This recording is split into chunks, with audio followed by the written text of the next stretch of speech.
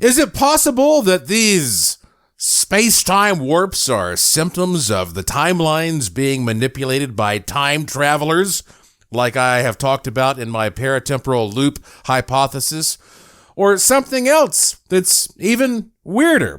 There are all kinds of examples of what are called the Mandela Effect, where people say, look, I saw something, I experienced something, I know it's real, but it's not there anymore.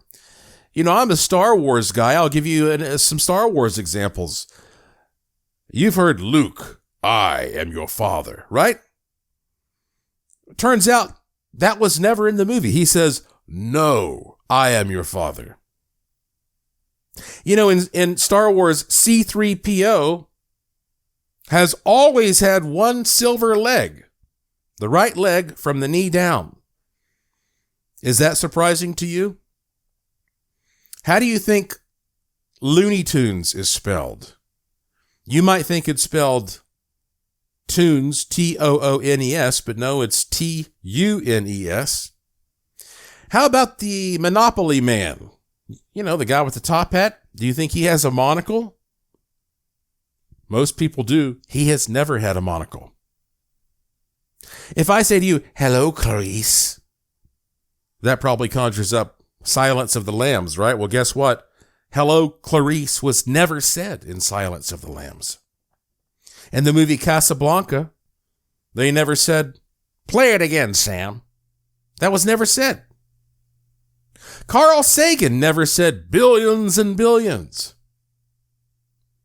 That memory became so prominent that years later, Sagan even named a book, Billions and Billions, as sort of an acknowledgement.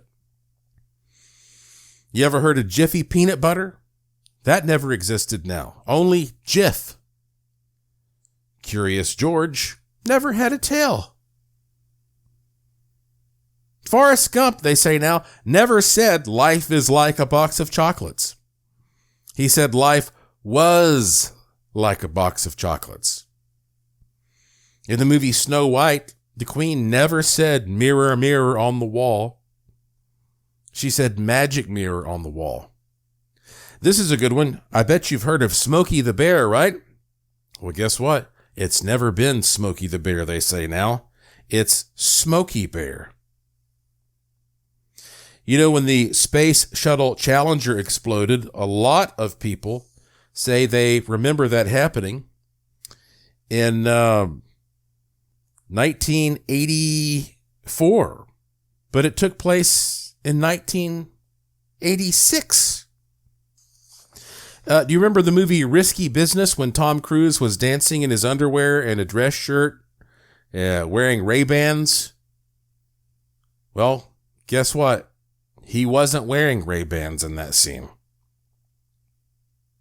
When the timelines ripple, it's a similar feeling to déjà vu, which in French means already seen. It's like a glitch in the Matrix, right?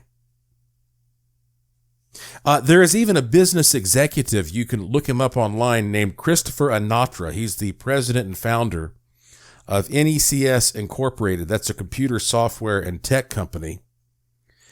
And he keeps track of all kinds of SKUs, as they call them, different variables for products and stores. And he has gone public and said, listen, the Mandela Effect is real, and it's actually affecting our inventory.